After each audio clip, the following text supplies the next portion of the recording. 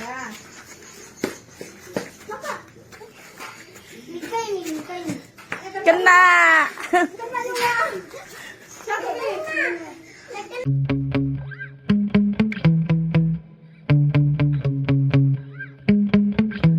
Yeah.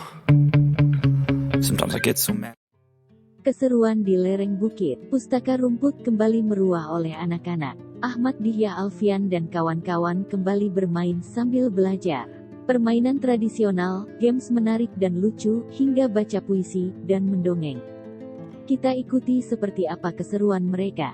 Jangan lupa subscribe, like, dan klik lonceng notifikasi channel ini untuk mendapatkan informasi update video-video terbaru. 16 tahun pun berlalu. Sang putri tumbuh menjadi seorang gadis yang cantik seperti yang diberkati para peri. Sang putri akan aman karena kita sudah memusnahkan semua alat pemintal di negeri ini, kata sang raja dalam hati. Suatu hari, raja dan ratu kebetulan sedang pergi keluar istana. Sang putri pun bermain sendiri sambil menjelajahi istana. Kemudian, dia menaiki tangga menuju puncak istana. Di sana terdengar suara aneh yang berasal dari loteng. Krek. Diam-diam sang putri mengintip ke dalam ruangan itu.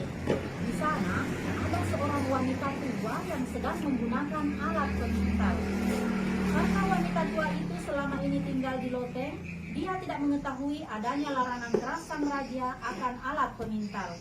Dengan penasaran, sang putri memandang alat pemintal itu. Wanita tua yang baik. Apa yang kau lakukan di sini? Si wanita itu menjawab, aku sedang memintal benang dengan alat pemintal. Wow, bagaimana caranya? Aku juga ingin mencobanya. Sang putri duduk di sebuah kursi dan mulai memintal. Menyenangkan sekali. Tiba-tiba jarum pemintal menusuk jarinya dan sang putri langsung terjatuh. Oh tidak, tolong! Orang-orang pun berdatangan saat mendengar teriakan wanita tua itu. Mereka mencepretkan air ke wajah sang putri dan menggosok-gosok tangannya agar hangat. Tapi tidak ada yang bisa menyelamatkan sang putri. Oke, kenapa sang putri tadi jatuh?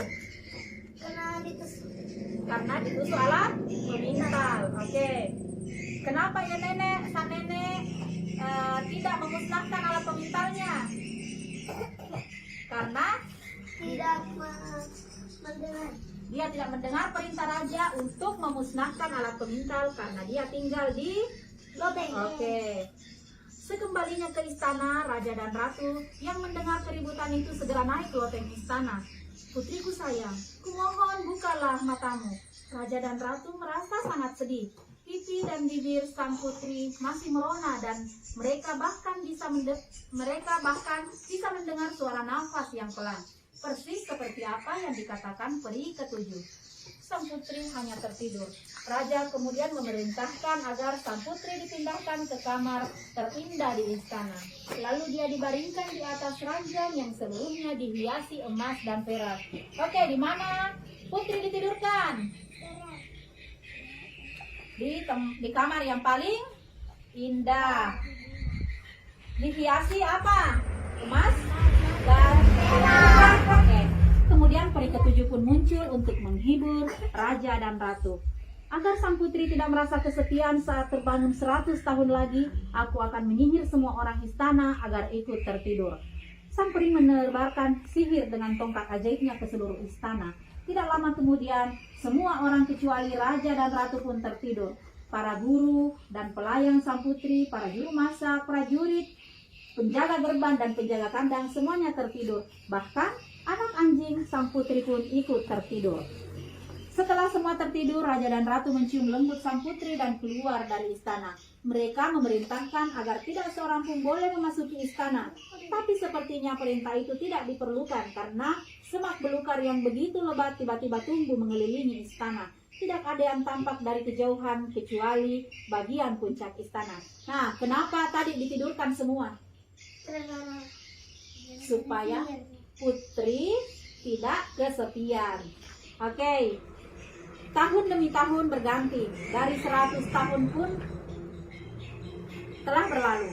Suatu hari, seorang pangeran dari negeri seberang datang untuk berburu dan kebetulan melewati istana yang dikelilingi semak belukar itu.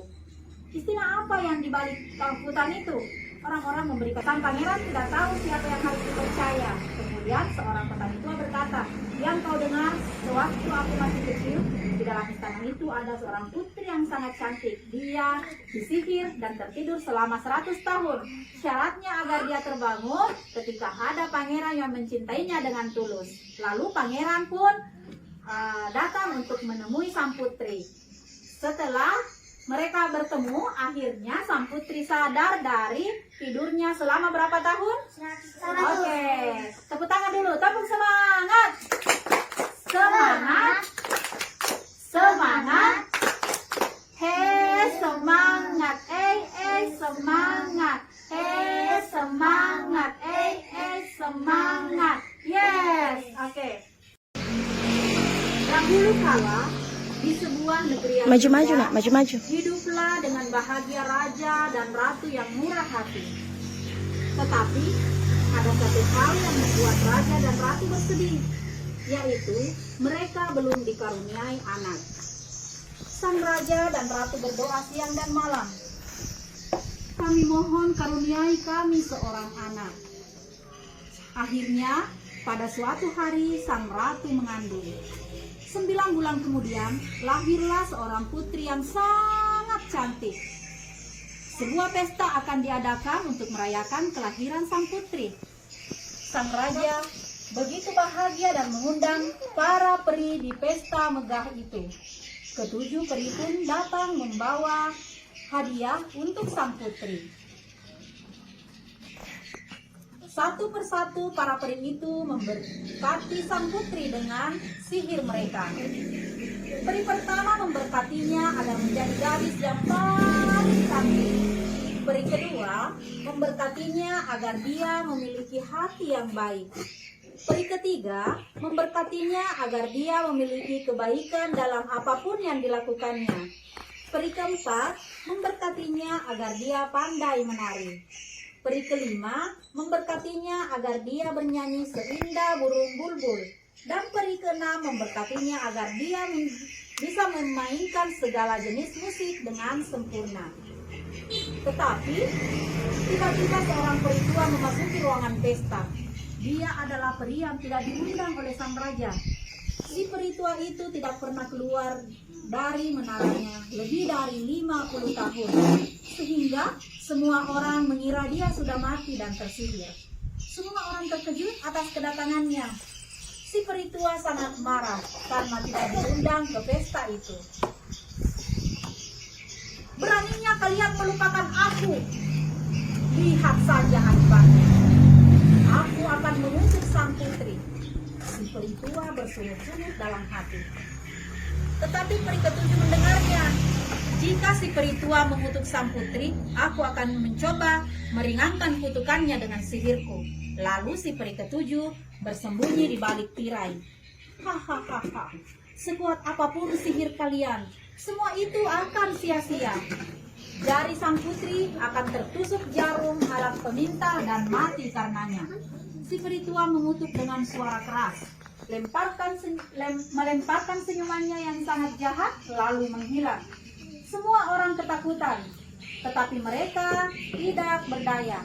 Keenam peri yang sudah menggunakan sihirnya tidak bisa berbuat apa-apa selain menangis. Siapa yang tadi dikutuk sama peri tua? Putri. Oke. Kenapa? Panjang, siapa yang panjang? Dia jarinya. Siapa yang pendek? Dia jadinya. Au dua. Nah, apa mau apa? Menyanyi lagi. Mau nyanyi ya? Apa lagu tak? Apa lagunya? Cica-cica. Oke, 1, 2, 3. Cica-cica di dinding, diam-diam merayap. Datang seekor nyamuk, hop, lalu ditangkap. Hore! Duduk pakai dulu, capek tak?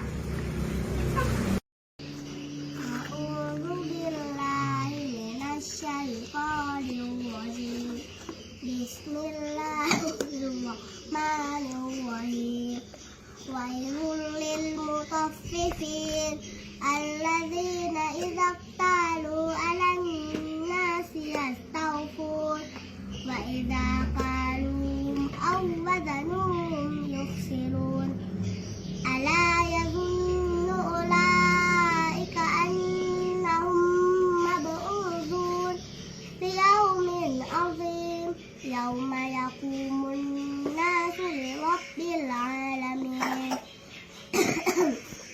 كلا إن كتاب الفجار لفي سجين وما أدراك ما سجين كتاب مرقوم ويل يومئذ للمكذبين الذين يكذبون بيوم الدين وما يكذب به إلا كل معتد عظيم إذا تتلى عليه آياتنا قال أساطير الأولين كلا بل ران على قلوبهم ما كانوا يكسبون كلا إنهم عن ربهم يومئذ لمحجوبون ثم إنهم لصالوا الجحيم ثم يقال هذا الذي كنتم به تكذبون كلا إن كتاب الأبرار لفي عليين وما أدراك ما عليون كتاب مرقوم يشهده المقربون إن الأبرار لفي نعيم على الأرائك ينظرون تعرف في وجوههم نضرة النعيم وإذا يسقون من رحيق مختوم ختامه مسك وفي ذلك فليتنافس المتنافسون ومزاجه من تسنيم عينا يشرب بها المقربون إن الذين أجرموا كانوا من الذين آمنوا يضحكون وإذا مروا بهم يتغامزون وإذا انقلبوا إلى أهلهم انقلبوا فكهين وإذا رأوهم قالوا إن هؤلاء لضالون وما أرسلوا عليهم حافظين فاليوم الذين آمنوا من الكفار يضحكون على الأرائك ينظرون هل ثوب الكفار ما كانوا يفعلون. Oke, sadaqallahul azim. Kena. Hukum. Apa hukumannya dia? Sebentar dihukum. Kena. Sini lagi. Ulangi deh. Ya. Ulangi. Kena juga 2. Siapa lagi? Adam. Ya. Nika ini. Kena. Kena juga. Siapa lagi? Kena, Cak. Ya, enggak tahu ya. Tinggal 3 yang tidak kena. 4. Naik ke atasnya lagi. Enggak bisa juga. Awas kepalanya lah. Pelan-pelan kepala. Ya. Siapa lagi? Kita. Dihya enggak, Dihya tidak. Sudah kalah tadi Dihya. Oh. Nah, kita nak. Enggak tahu ah, pintar. Jabat tangan. Jabat tangan begini. Ada dunia tanpa ibu, Kalia Griselda. Ibu, kau telah melahirkanku ketika aku bayi. Kau selalu memberi ASI padaku. Aku sangat sayang pada ibu. Aku sangat cinta pada ibu. Kau selalu menuruti apa yang aku minta. Aku janji Jika aku sudah besar nanti, aku akan menuruti apa yang ibu minta. Tidak ada dunia tanpa engkau, ibu. Surga ada di telapak kaki ibu. 7. Apa lagi tuh? Disambung Mina, dengar lagi. Sebentar bertanyakan lagi. Sang raja sangat khawatir sampai-sampai dia memerintahkan semua orang di negerinya untuk melindungi sang putri. Siapa saja yang memiliki alat pemintal akan dihukum mati. Tidak lama kemudian, semua alat pemintal benang di negeri itu dibakar. 16 tahun pun berlalu. Sang putri tumbuh menjadi seorang gadis yang cantik seperti yang diberkati para peri. Sang putri akan aman karena kita sudah memusnahkan semua alat pemintal di negeri ini, kata sang raja dalam hati. Suatu hari, raja dan ratu kebetulan sedang pergi keluar istana. Sang putri pun bermain sendiri sambil menjelajahi istana. Kemudian dia menaiki tangga menuju puncak istana. Di sana terdengar suara aneh yang berasal dari loteng. Krok, krok. Diam-diam sang putri mengintip ke dalam ruangan itu. Di sana ada seorang wanita tua yang sedang menggunakan alat pemintal.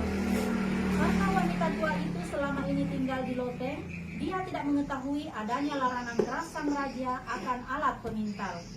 Dengan penasaran, sang putri memandang alat pemintal itu. Wanita tua yang baik. Apa yang kau lakukan di sini? Si wanita itu menjawab, aku sedang memintal benang dengan alat pemintal. Wow, bagaimana caranya? Aku juga ingin mencobanya.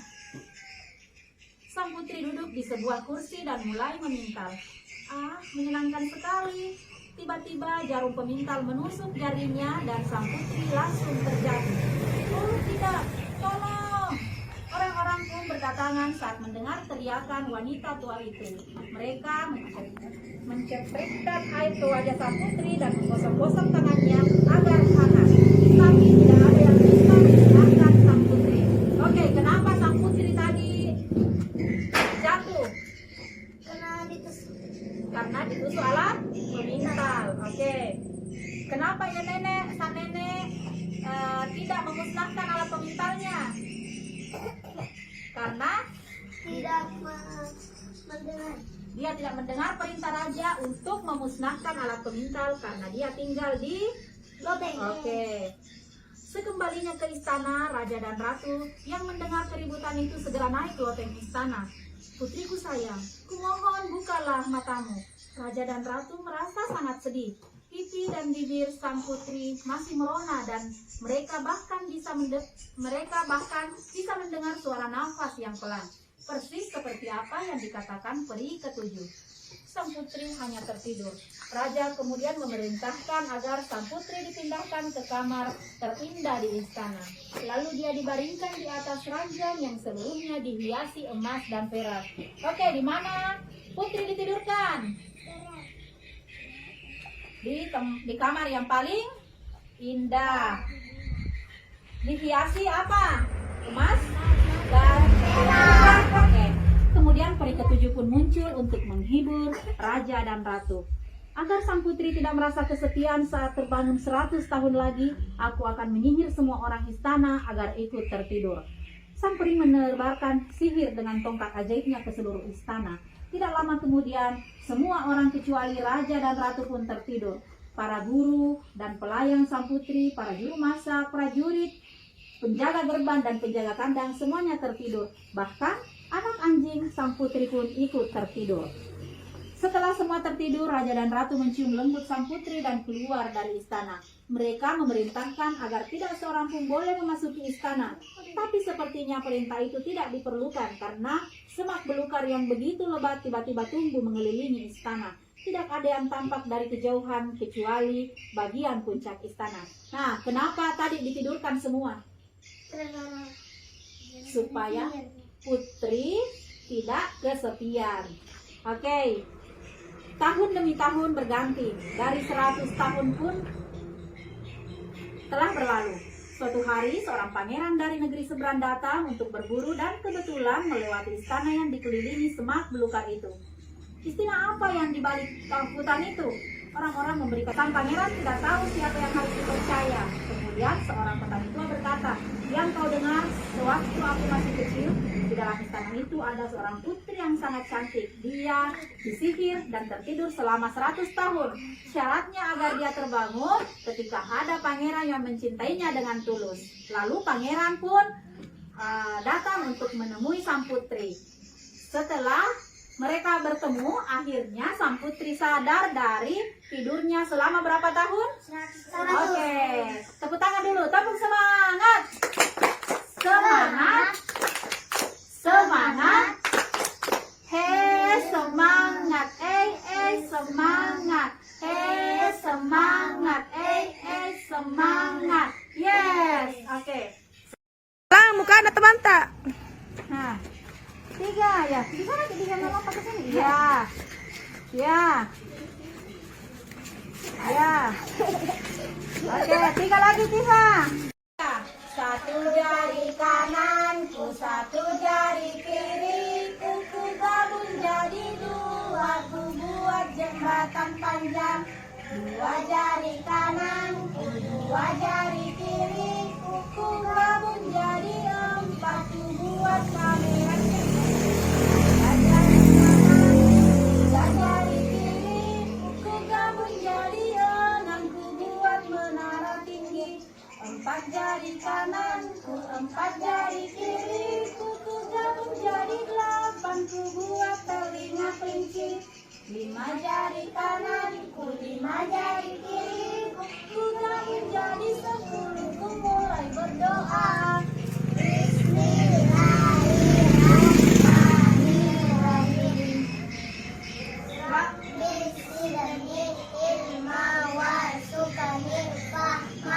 Ya Allah,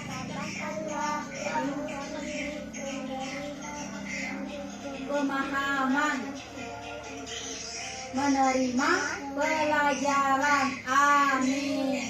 Oke, sekarang kita bermain dulu. Bikin lingkaran. Bikin lingkaran dulu. Udah nonton ya. Bi, jangan sebutin bundar. Jadi topi saya. Topinya dihilangkan di bundar nama. Mas video ulangi itu. Topi saya kalau tidak bukan topi saya. Aku ulangi. Kalau ada yang menyebut dihukum. Toh? Oke, 1, 2, 3. Topi saya. Topi saya. Kalau tidak. Dua orang. Kakak dia sama Kakak Yunda sama dia. Oke. 2 orang. Yang satu baca doa keluar rumah. Yang satu baca surah apa? Al-Ikhlas. Oke, Kakak Yuna dulu. Doa keluar rumah. Doa keluar rumah Kakak Yuna.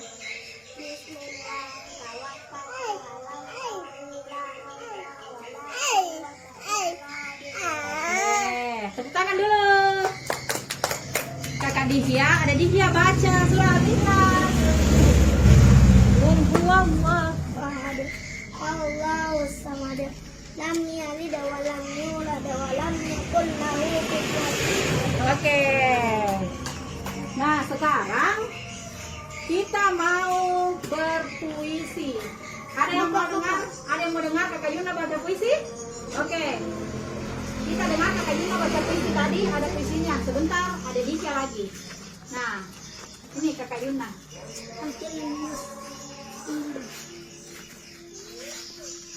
Kesini sama teman-teman dia. Iya. Kasih.